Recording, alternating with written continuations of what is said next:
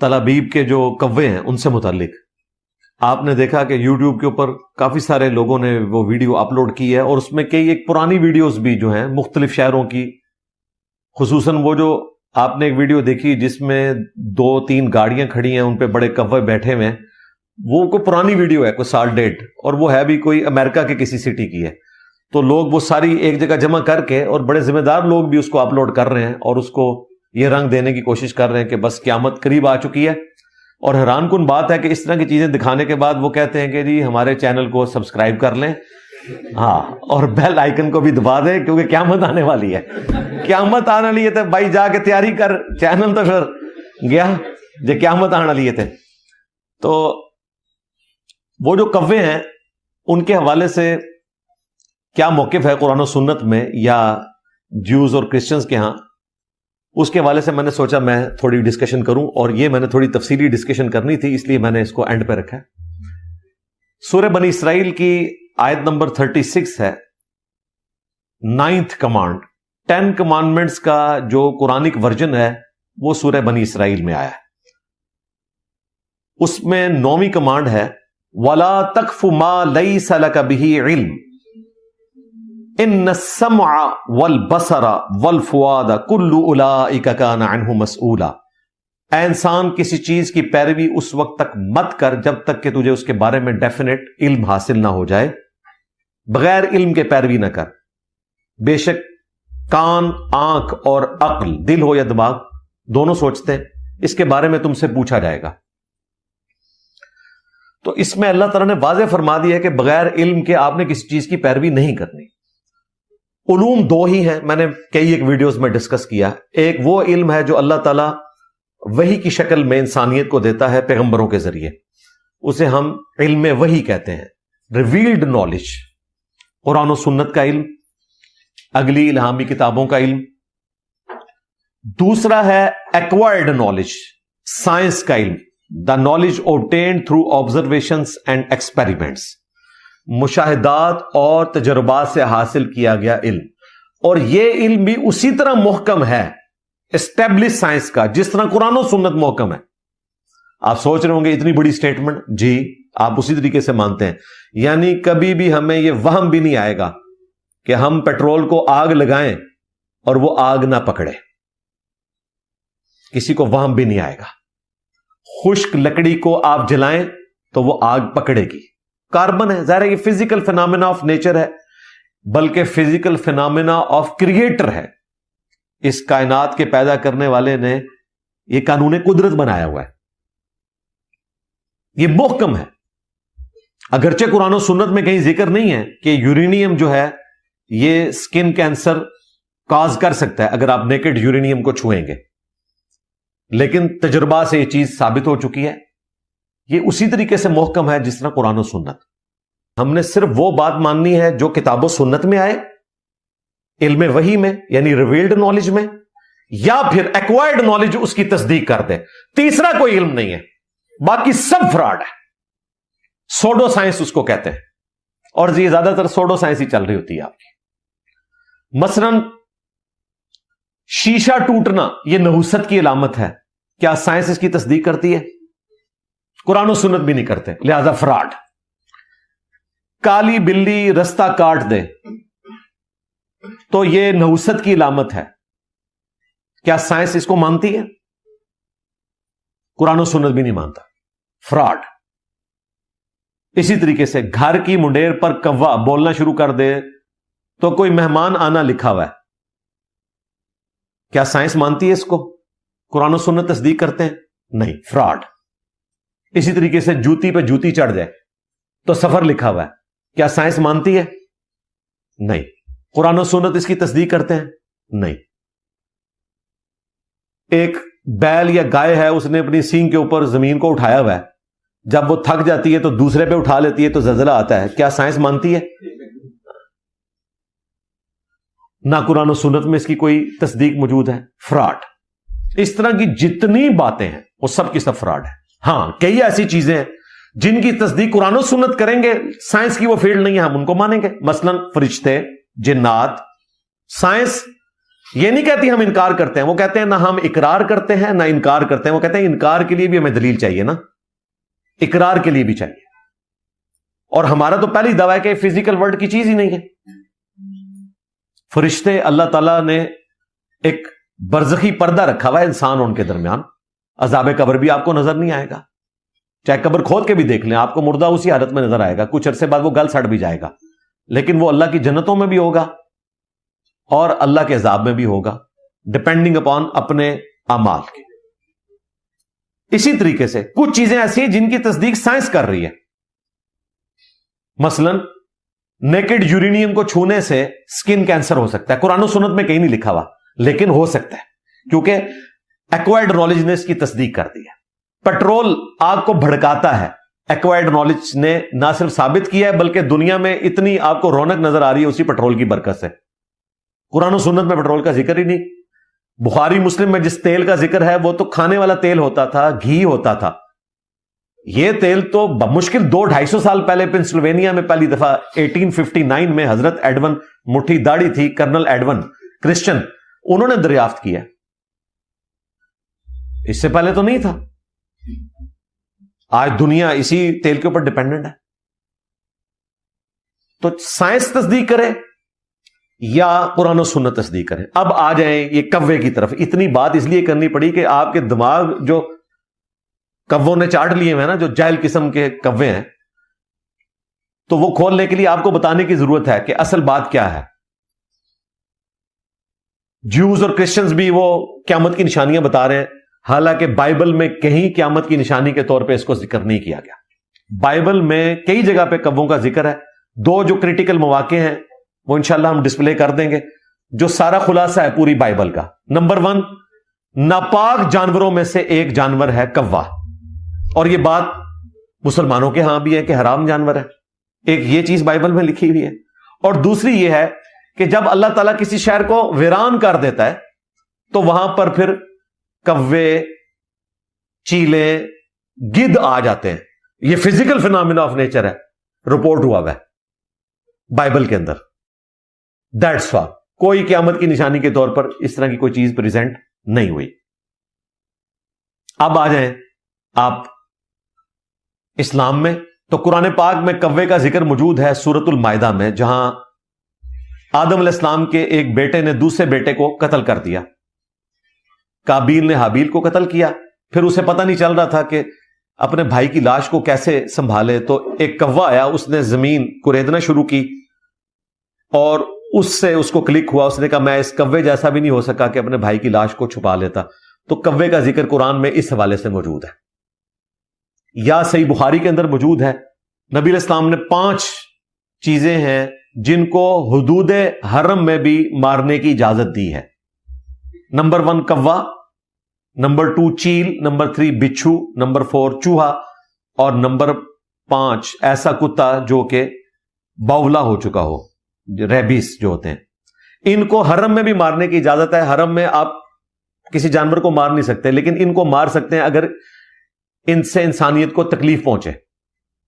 اسی طریقے سے سنن ابن ماجہ میں حدیث موجود ہے، عبداللہ ابن عمر سے پوچھا گیا کہ کوا کھانا کیسا ہے، تو انہوں نے فرمایا کہ نبی علیہ السلام نے تو کوے کو فاسق کہا ہے، تو فاسق چیز کیسے کھائی جا سکتی ہے، وہ تو خبیث ہے، ناپاک ہے۔ اور پھر اس کے ساتھ اگلی حدیث امام ابن ماجہ نے لی ہے کہ سیدنا قاسم بن محمد بن ابی بکر وہ اما عائشہ سے روایت کرتے ہیں کہ نبی علیہ السلام نے فرمایا کہ یہ جانور جو ہیں وہ فاسق ہیں۔ نمبر 1 سانپ، نمبر 2 بچھو، نمبر 3 کوا، یہ فاسق جانور ہیں۔ اور پھر قاسم بن محمد بن ابی بکر کہتے ہیں جب ان سے پوچھا گیا کہ یہ جانور کھائے جا سکتے ہیں، تو انہوں نے کہا کہ جو جانور فاسق اور ناپاک ہے اس کو کیسے کھایا جا سکتا ہے۔ یہ زیادہ سے زیادہ کووں کا ذکر موجود ہے جی ہماری کتابوں کے اندر، قرآن اور سنت کے اندر، اس کے علاوہ کوئی اس حوالے سے چیز رپورٹ نہیں ہوئی ہے۔ اب آپ ریشنل اپروچ رکھتے ہوئے قرآن و سنت کے دلائل، بائبل کے دلائل تو میں نے رکھ دیے، تو اب ہم سائنٹسٹ سے پوچھیں گے نا، ظاہر ہے دوسرا نالج کون سا ہے؟ Acquired knowledge. تو آپ کو سائنٹسٹ بتا دیں گے، اور وہ آج مذاق اڑا رہے ہیں مذہبی لوگوں کا کہ ان کو ہر چیز میں قیامت نظر آ جاتی ہے۔ وہ کہتے ہیں ایک نیچرل چیز ہے کہ جب کسی شہر کے اوپر حملہ ہوتا ہے وہاں پینک ہوتا ہے، خوراک کا مسئلہ ہو جاتا ہے، تو وہاں سے کوے ہوں، چیلے ہوں، وہ ہجرت کر کے دوسرے علاقے میں چلی جاتی ہیں. یہ اس کے پیچھے ایک فزیکل فینومینا ہوتا ہے. دیٹس آل، اس سے زیادہ کچھ بھی نہیں ہے. کوئی اس کے اندر کوئی سگنل نہیں چھپا ہوا کہ قیامت کی نشانی آنے والی ہے. یہ ٹوٹل ریشنل اپروچ ہے جو ایک مسلمان کو رکھنی چاہیے. دجال کو جو معجزات دیے جائیں گے کیا وہ اللہ کی جانب سے ہوں گے یا ہماری آنکھوں کا دھوکہ ہوگا؟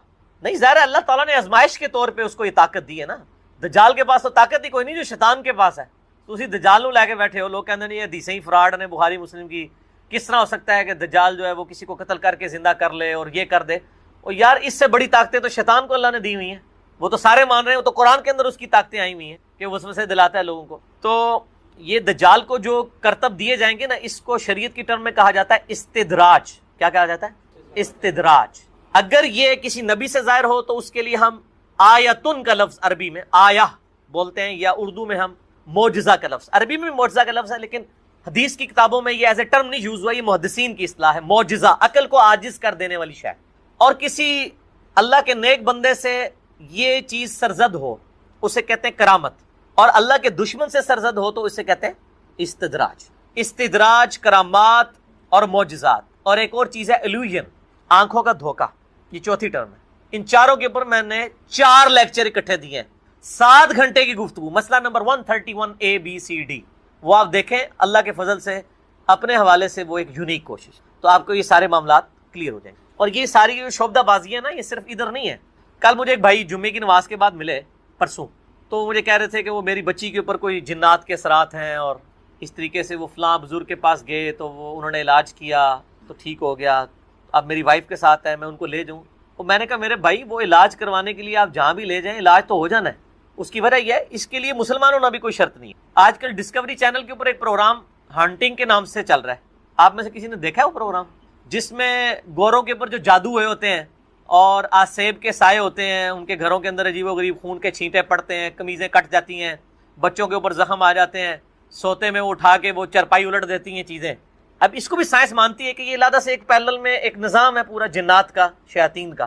اس کے لیے باقاعدہ امریکہ اور یورپ میں آفیسز بنے ہوئے ہیں. اور ڈسکوری چینل تو سائنٹیفک چینل ہے نا، اس کے اوپر کئی مہینوں سے یہ پروگرام چل رہے ہیں اردو ڈبنگ کے ساتھ. آپ رات کے وقت وہ پہلے وہ 11 سے 11:30 سے 12:30 پروگرام لگتا تھا. آج کل شاید وہ رات کو 1:30 سے 2:30 بجے تک لگتا ہے، یعنی پاکستانی ٹائم کے مطابق. اس میں آپ دیکھیں باقاعدہ آفیسز بنے ہوئے ہیں جن کے گھر میں یہ معاملات ہوتے ہیں.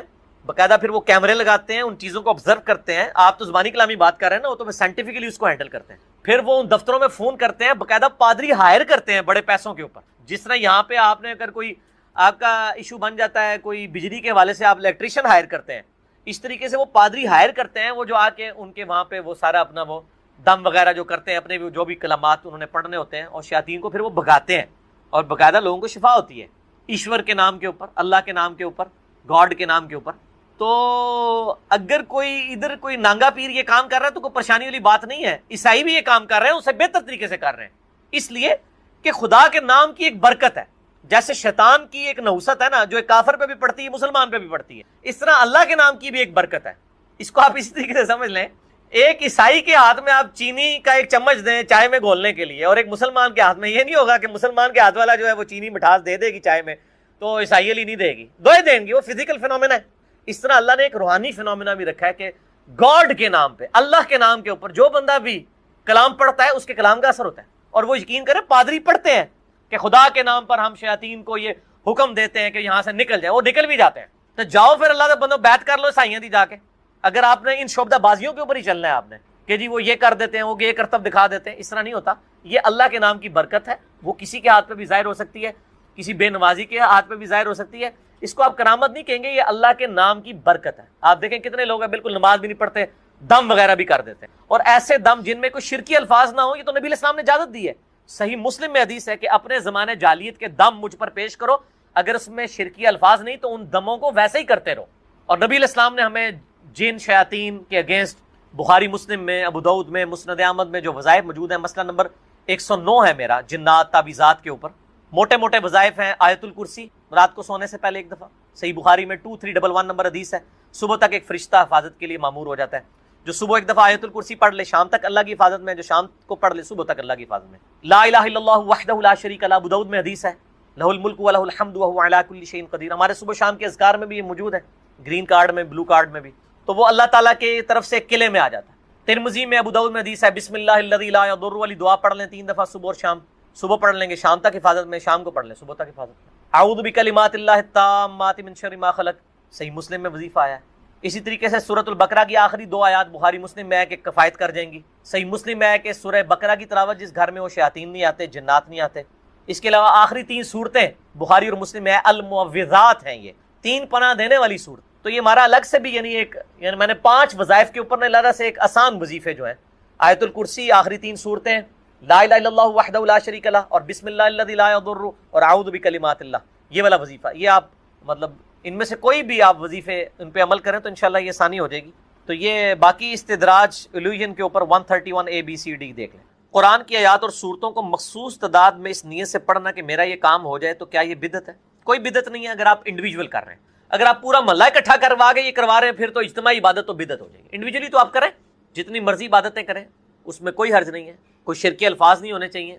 اگر آپ صورتیں پڑھنا چاہتے ہیں جتنی مرضی پڑھیں، اس کے اندر کوئی نہیں. صحیح مسلم میں حدیث ہے کہ زمانہ جاہلیت کے دم مجھ پہ پیش کرو، اگر ان میں شرکی الفاظ نہیں تو اسی طریقے سے کرتے رہو. اور اس طریقے سے مسلم شریف میں ایک اور حدیث ہے، تم میں سے اگر کوئی اپنے بھائی کو نفع پہنچا سکتا ہے دم کے ذریعے تو اسے ضرور پہنچائے.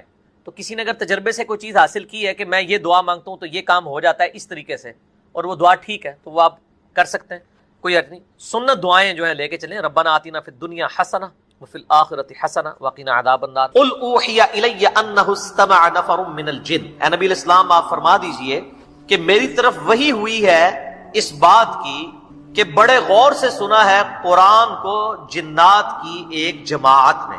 یعنی نبی علیہ السلام بیٹھے ہوئے تھے. یہ مسجد جن بھی موجود ہے، خانہ کعبہ شریف سے واکنگ ڈسٹنس کے اوپر ہے.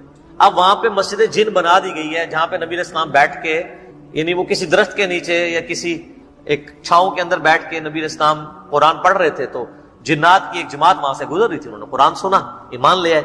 تو پھر بعد میں جب وہ یعنی جگہ ہائی لائٹ ہوئی تو پھر وہ وہاں پہ مسجد بنا دی گئی.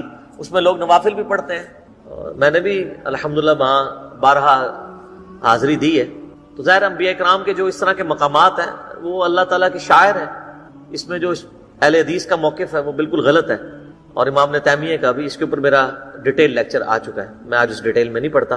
فقالوا انا سمعنا قرآنا عجبا، تو انہوں نے آپس میں گفتگو کرتے ہوئے کہا کہ ہم نے تو آج ایک عجیب قرآن سنا ہے، یہدی الی الرشد، جو راہ دکھاتا ہے ہدایت کی طرف. فآمنا بہ، بس ہم ایمان لے آئے اس کتاب کے.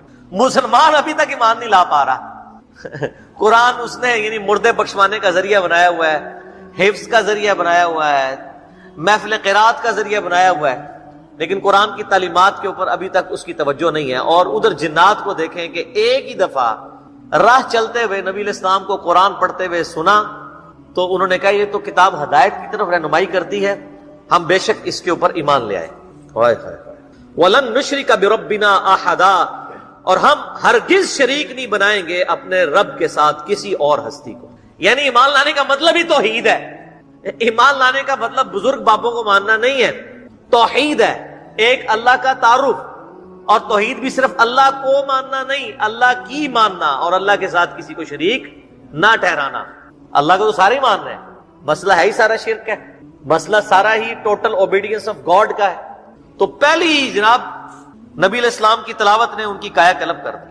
وَأَنَّهُ تَعَالَى جَدُّ رَبِّنَا مَتَّخَذَ صَاحِبَةً وَلَا وَلَدًا، اور بے شک ہمارے اعلیٰ و عرفہ رب کی یہ شان نہیں ہے کہ اس نے کسی کو اپنی بیوی یا بیٹا بنایا ہو.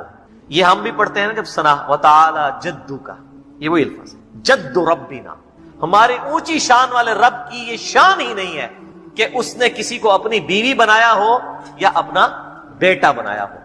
بنیادی وہی توحید کی دعوت ہے. قل هو اللہ احد اللہ الصمد لم یلد ولم یولد ولم یکن له کفوا احد. وانه كان يقول سفیہنا علی اللہ شططا، اور یہ بھی راز کھل گیا کہ ہمارے احمق لوگ اللہ کے بارے میں ناروا باتیں کرتے رہے. ان کو بھی ان کے مولویوں نے گمراہ کیا ہوا تھا. جب انہوں نے اللہ کی بات سنی اللہ کے پیغمبر کی زبان مبارک سے تو انہوں نے کہا یہ ہمارے بزرگ بابے ہمیں کیا کیا سکھاتے رہے. دیکھ لیں نا، وہ کہہ رہے ہیں نا کہ ہمارے جو بیوقوفوں نے ہمیں جو پٹیاں پڑھائی ہوئی تھی وہ تو کچھ اور تھی.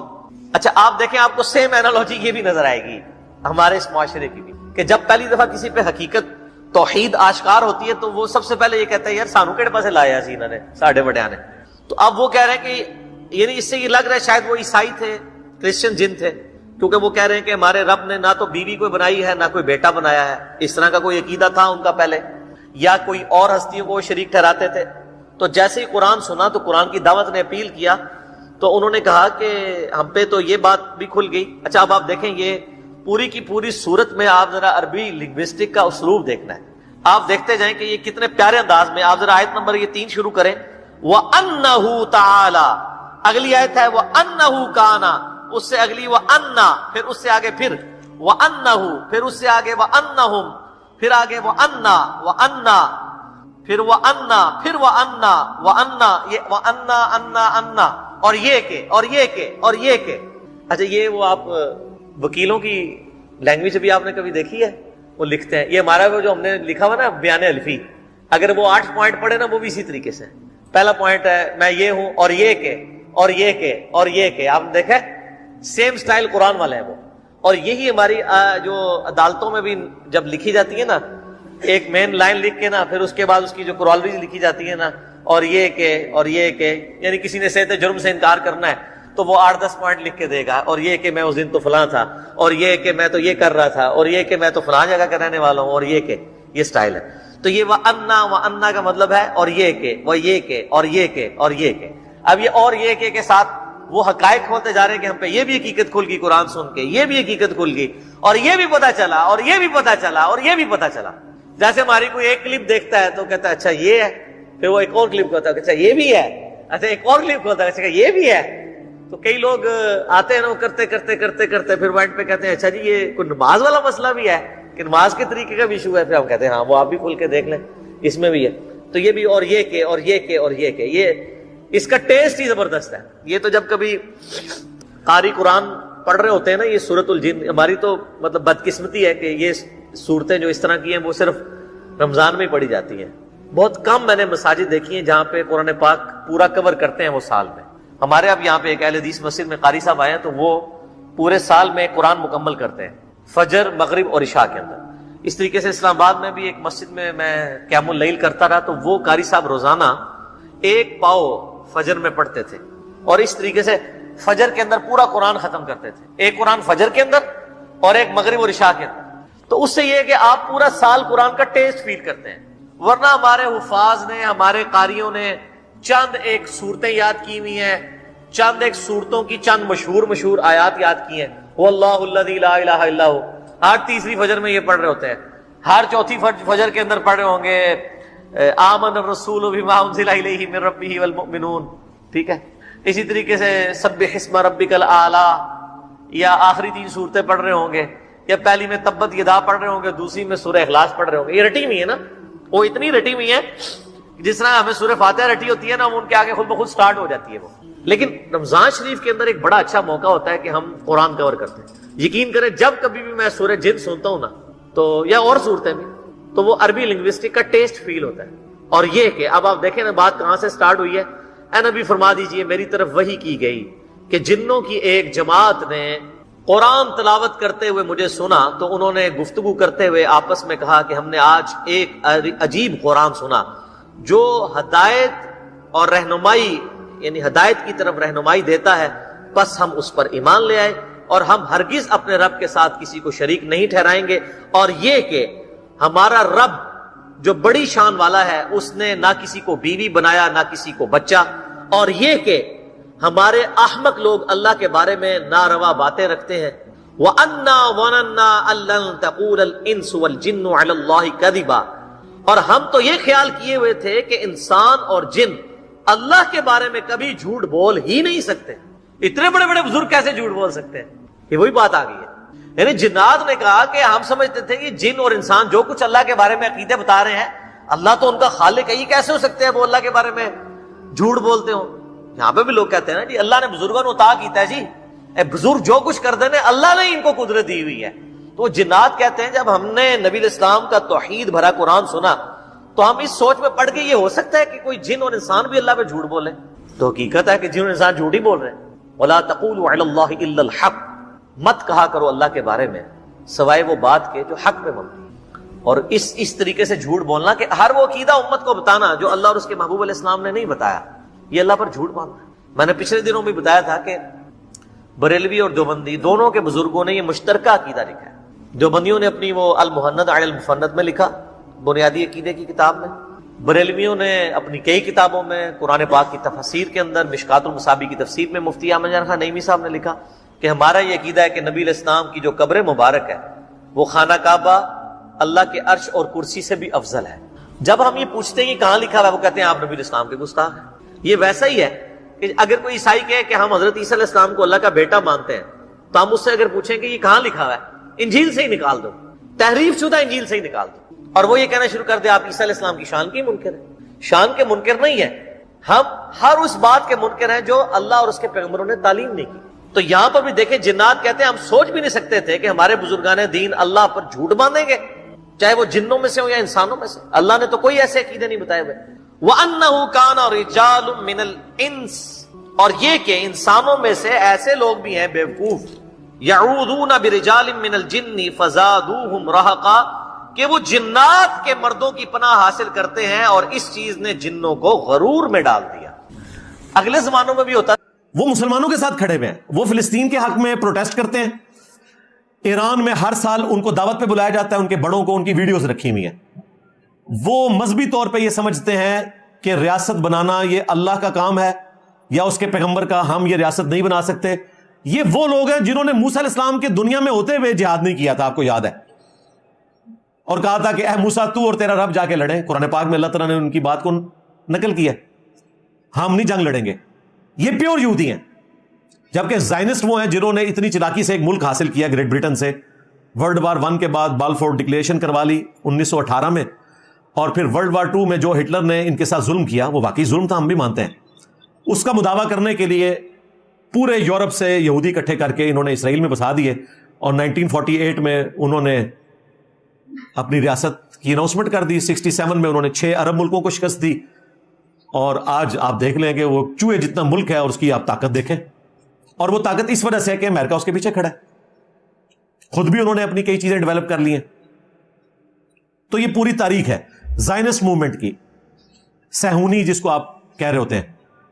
یہ زائنسٹ موومنٹ جو ہے یہ اس وقت امریکہ کی اکانومی میں کلیدی حصہ رکھتے ہیں، اور یہی ابھارتے رہتے ہیں۔ دیکھیں ٹرمپ جب تک اپوزیشن میں تھے یہ کرٹیسائز کرتے تھے اپنے ریپبلکن کے ایکس صدر بش کو بھی اور ڈیموکریٹس کے باراک اوباما کو کہ یہ جنگیں چھیڑتے ہیں۔ اس کی باقاعدہ ویڈیو ہے جس میں اس نے کہا کہ عراق میں کون سے آپ کو ویپن آف ماس ڈسٹرکشن ملے تھے جو آپ نے حملہ کیا، اتنے ہمارے فوجی بھی مرے، آپ نے دنیا میں جو ہے بد امنی پھیلائی ہے، میں آؤں گا تو جنگوں کو ختم کروں گا، یہ ٹرمپ صاحب کہہ رہے تھے۔ اور دیکھیں آتے ہی ایٹیچیوڈ کیا ہے، پیچھے یہودی لابی ہے، اور یہ ٹرمپ جو ہے یہ مذہبی آدمی ہے، یہ ذہن میں رکھیے گا۔ یہ آرتھوڈاکس کرسچن جو ہوتے ہیں نا اسٹانچ قسم کے، وہ ہے۔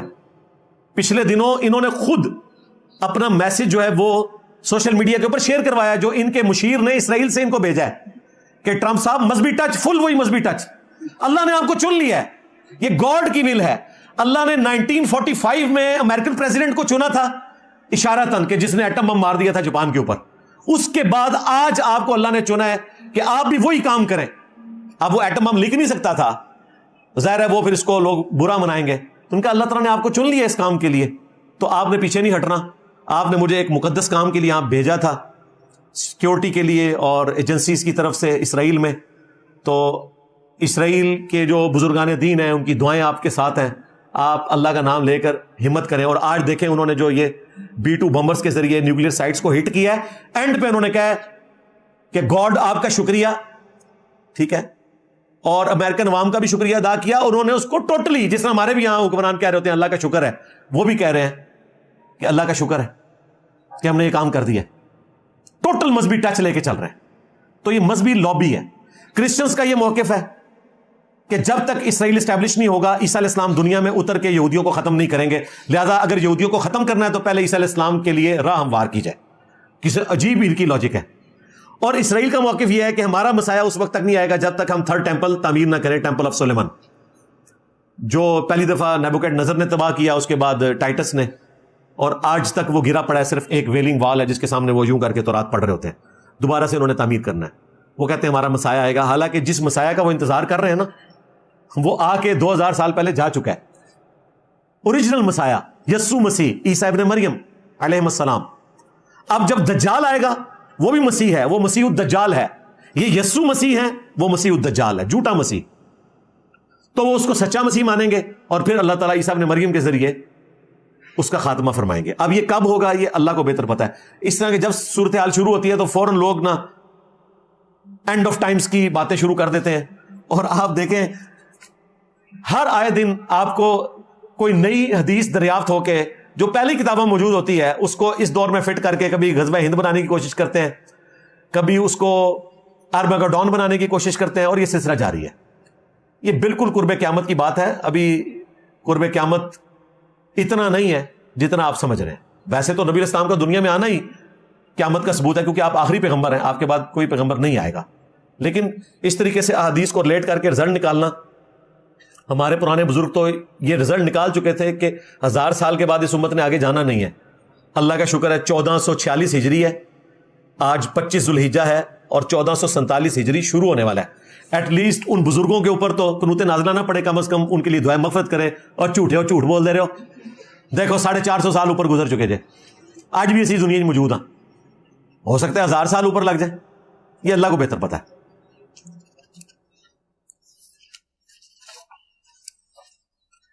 علمی پوائنٹ نمبر 5. اس وقت انٹرنیشنل جو کمیونٹی ہے وہ تو جنگ رکوانا چاہتی ہے، یورپ بھی اور عرب ملک بھی، OIC بھی، اور مذاکرات آپ کے سامنے ہیں. OIC کے بھی جاری ہیں اور UNO کے بھی. اگر امریکہ نے کوئی لچک دکھائی، جس طرح کہ ابھی یہ جو آخری ایکٹیویٹی کے بعد ٹرمپ نے اس کے اوپر لکھ دیا کہ اب آپ پیس کی طرف آ جائیں، تو ظاہر ہے اس کے سوا کوئی چارہ نہیں ہے. پیس کے سوا ہم کچھ کر بھی نہیں سکتے. اگر لڑیں گے تو پھر وہی کچھ ہوگا جو وہ باقی ملکوں کے ساتھ کرتے آئے. ٹی وی پہ AC والے کمرے میں بیٹھ کے جنگ کی خبریں سننا اور بات ہے، پریکٹیکلی اس جنگ کی تکلیف سے گزرنا اور بات ہے. اگر کوئی شخص یہ سمجھتا ہے کہ ایسا نہیں ہے تو ٹھیک ہے، پریکٹیکلی وہ جنگ میں حصہ لے اور اسے جنگ کی ہیٹ کا پتہ چلے. ہمارے جو علماء کرام ہیں انہوں نے جمعے کے خطبے اس دفعہ دیے ہیں، اور بعض نے تو نام لے کر ایران کو سپورٹ کیا ہے، بعض نے ڈھکے چھپے الفاظ میں. ظاہر ہے سنی شیعہ کنفلکٹ کی وجہ سے اس طرح کی حرکت وہ کر نہیں سکتے. رہے شیعہ علماء تو ان کو تو ظاہر ہے پروٹیسٹ کرنا ہی تھا، انہوں نے کیا. کل شہنشاہ نقوی صاحب کو بھی گرفتار کیا. اب یہ نہیں پتا پروٹیسٹ سے روکنے کے لیے گرفتار کیا ہے یا ان کے اوپر کوئی توہین مذہب کے حوالے سے بھی ایک مقدمہ آج کل کوئی چلانے کی کوشش کر رہے تھے، واللہ عالم. لیکن میں کہتا ہوں پروٹیسٹ پرامن تو حق ہے، گالی گلوچ نہ ہو، اس میں آپ پروٹیسٹ کرنے کی اجازت دیں سب کو. سنی شیعہ کے فرق سے بلند ہو کر اس وقت ایک مسلمان ملک کا ساتھ دینا چاہیے، ہمارا یہی موقف ہے. اور دیکھیں ہمارے جو استاد تھے ڈاکٹر اسرار صاحب، ان کی پرانی ایک تقریر آج کل وائرل ہوئی بھی ہے، ہر دوسرے بندے نے اپلوڈ کی ہے، جو وہ کہہ رہے تھے کہ سنی سن ہوئے میں پڑے ہیں. ہر ادبی گالی جو سنیوں کو دے سکتے تھے وہ دی ہے، لیکن ان کے خلاف کوئی کلپ نہیں بنائیں گے. ایک شیعہ اسٹیٹ کو وہ سپورٹ کر رہے تھے، ان کے خلاف کوئی کلپ نہیں بنائیں گے، کیونکہ ڈاکٹر اسرار نے ان فرقوں کی منجی نہیں ٹھوکی. میں تو سارے نے منجی ٹھوک دی تھی نا، میرے نبی سا ہے ہی کوئی نہیں، تیرے بابے تھے شاہی کوئی نہیں. ڈاکٹر اسرار صاحب کی جو جملے آج کل انہوں نے شیئر کرائے ہوئے ہیں وہ تو ساری پرو شیعہ گفتگو ہے. اندازہ کریں کچھ عرصہ پہلے تک یہ افغانستان سے کالے جھنڈے نکال رہے تھے، اس طرح ہی تھا نا دیوبندی. آج یہ کہہ رہے ہیں کہ جی وہ تو حدیث میں تو خراسان کا لفظ ہے، اور خراسان تو ایران کا صوبہ ہے. سرکار کوئی آج سے صوبہ ہے؟ خراسان تو کب سے ایران کا صوبہ ہے. اب وہ کالے جھنڈے جی ایران سے نکلنے ہیں. لو سامو، کیونکہ طالبان نے تو ڈیل کی ہوئی ہے نا امریکہ کے ساتھ کہ ہم اپنے انقلاب کو ایکسپورٹ نہیں کریں گے، اس لیے آپ کو افغانستان کہیں پہ بھی کھڑا ہوا نظر نہیں آ رہا. ہمیں تو ایسے انہوں نے کہانی کرائی تھی، جس طرح طالبان کی حکومت آئے گی ایک بریگیڈ کشمیر فتح کرنے کے لیے جائے گی، ایک فلسطین. آپ دیکھیں کرتے کیا ہیں یہ اسرائیل کا. ان سے تو بیان ہی بڑی مشکل سے نکلوایا ہے پاکستان نے، کئی دن تک تو خاموش رہتے ہیں، اس لیے کہ ان کی ڈیل ہے کہ ہم باہر کے کسی معاملے میں دخل نہیں دیں گے. اسی وجہ سے امریکہ نے ان کو ہضم کیا ہوا ہے. اسی لیے میں نے آپ کو بتایا تھا یہ اسلامک موومنٹ نہیں ہے، یہ ایک پشتون موومنٹ ہے جو کہ خود دیوبندی فرقے سے تعلق رکھتے ہیں. That's all. مذہبی معاملہ ہوتا. میں آپ لوگوں کو کتنے سالوں سے بتا رہا تھا کہ اہل حدیث کا قتل عام کر رہے ہیں طالبان. اب تو آپ نے ویڈیوز بھی دیکھ لی ہیں. اہل حدیث علماء نے بتایا 100 سے زیادہ بڑے بڑے علماء افغانستان میں اہل حدیث قتل ہو چکے ہیں شک کی بنیاد کے اوپر. جو رفع الیدین کرتا ہے وہ کہتے ہیں اچھا یہ رفع الیدین کر رہا ہے یہ اہل حدیث ہے. چونکہ اہل حدیث ہے تو پھر یہ داعش کو سپورٹ کرے گا, اور داعش جو ہے وہ خارجی ہے, کیونکہ ایک صوبے کے اوپر داعش کا اثر و رسوخ ہے. وہ طالبان کے خلاف لڑ رہے ہیں جس طرح طالبان امریکہ کے خلاف لڑ رہے تھے. اب امریکہ کی جگہ طالبان آ گیا حکومت میں, اور داعش طالبان کے خلاف لڑ رہی ہے, اور دونوں سنی ہے. طالبان دیوبندی سنی ہے, وہ اہل حدیث سنی ہے. لو سامو اے جہاد ہو رہا ہے. تو اہل حدیث کے اوپر وہ شک کرتے ہیں, پھڑکا دیتے ہیں. ہمارے کئی سٹوڈنٹس لائیو سیشن میں شاہد اور بلال کے چینل پہ جب انہوں نے لائیو سٹوری اپنی شیئر کی ہے, وہ کہتے ہیں جی ہم ڈرتے ہیں رفع الیدین کرتے ہوئے, ہمیں دہشت گرد یہ کہیں گے. تو مجھے بتائیں وہ حکومت اسلامک ہوتی ہے جہاں پہ رفع الیدین کرنے والے کو آپ دہشت گرد ڈکلیئر کر دیں؟ پھر تو پاکستان بہت اچھا ہے, یہاں تو زیادہ سے زیادہ جمعہ پڑھائیں گے نا رفع الیدین کے خلاف. ایٹ لیسٹ قتل تو نہیں کسی کو کرتے. اور شہری ایریا میں تو اب وہ بھی ڈنگ ان کا نکل چکا ہے, کیونکہ اکثر ہمارے اسٹوڈنٹس الحمدللہ مساجد کے اندر موجود ہیں, رفع الیدین کرتے ہیں. اب ان کی جرت نہیں ہے کہ اس طرح کی کوئی ایکٹیویٹی پرفارم کر سکیں. ویسے بھی پاکستان کی پالیسی یہ ہے کہ فرقہ واریت کو آپ نے اس طریقے سے ہوا نہیں دینی. ہر بندے کا رائٹ ہے وہ اپنے طریقے کے مطابق جس کو صحیح سمجھتا ہے سنت کے مطابق نماز پڑھے. لیکن یہ آزادی آپ کو افغانستان میں کوئی حاصل نہیں. سیدھی سی بات ہے بھائی, آپ بے شک جتنی مرضی لیپا پوتی کریں. دوسرا, میں ان علماء سے پوچھوں گا جو ہر معاملے میں لچ فرائی کرتے تھے, آج ان کے بیانات کدھر ہیں؟ جو بڑے بڑے علماء ہیں, بڑے بڑے ان کے علماء دیوبند بریلوی اہل حدیث, کوئی سامنے آئے ہیں؟ کوئی جہاد کا فتویٰ انہوں نے جاری کیا ہے حکومت وقت کے لیے جو پچھلے دنوں فلسطین کے حوالے سے کیا؟ اس کے بعد بیٹھ گئے. میں نے آپ کو بتایا تھا کام ڈال کے بیٹھ گئے. یہ جب ہمارے بھائی شیر افضل مروت نے مفتی تقی عثمانی صاحب سے کہا تھا کہ حضرت آپ اپنی گاڑیاں بیچیں نا اور آپ جائیں جہاد کے اوپر, اور فواد چودھری صاحب جو ہمارے جہلم شہر سے ہیں انہوں نے کہا کہ آپ لوگ اپنے پاسپورٹ دیں مولویوں کے, میں آپ کو بھجواتا ہوں, تو انہوں نے نا وہی اپنے مدرسے کے بےچارے چندوں پہ پلنے والے غریب سٹوڈنٹس مظلوم ان کے لاگے پاسپورٹ پیش کیے. انہیں مولویوں نے پاسپورٹ منگے نے, مولویوں دے دیو تو میں تو دسیا میں اپنی زنانی دے پیر پہ کے نا وہ پلاٹ ویچ کے مولویوں تو میں بھی بھجواواں گا. ان تے خرچے ہی بڑا تھوڑا آنا ہے, اسرائیل تے آ گیا تھے ایران دے بارڈر تے. سب کہانیاں یہ جو لوگ تقریریں کرتے ہیں اور میرے اوپر کرٹیسائز کرتے ہیں, ان ویڈیوز کے نیچے جا کے کامنٹس کیا کریں کہ انجینئر صاحب بھی باتیں کر رہے ہیں اور آپ بھی باتیں کر رہے ہیں, فرق تو کوئی نہیں ہے. تو آپ کیوں ولی اللہ اپنے آپ کو ڈکلیئر کر رہے ہیں, بڑا جہادی ڈکلیئر کر رہے ہیں؟ حالانکہ بڑا فرق ہے. میں وہ بات کرتا ہوں جو میرے دل میں ہے اور جو مجھے ریئلٹی نظر آتی ہے. یہ منافقت کرتے ہیں, یہ وہ بات کرتے ہیں جس کے اوپر ویوز آئیں اور لوگ خوش ہو گئے. جی سبحان اللہ, جی کیا بات ہے. کل میں نے وہ سعد رضوی صاحب کی تقریر دیکھی, ٹوٹلی منافقت کے اوپر مبنی تقریر تھی, وہ ٹوٹلی آؤٹ آف کنٹیکسٹ تھی, اور نیچے لوگ لکھ رہے ہیں شکریہ جی آپ نے ماشاءاللہ اعلان جہاد کر دیا. اگلے دن یہ خود اٹھا کے لاگے اس نے وہ روسٹم پہ رکھا ہوا ہے. کبھی تلوار اٹھائی ہوتی ہے. یہ ایکٹنگ کر رہے ہو اللہ کے بندو, مذاق اڑا رہے ہو ہمارا. اچھا چلو ہم مان لیں کہ اس کے بعد کچھ کر رہے ہو, کرتے کیا اس کے بعد یہ کرتے ہیں کروڑوں کی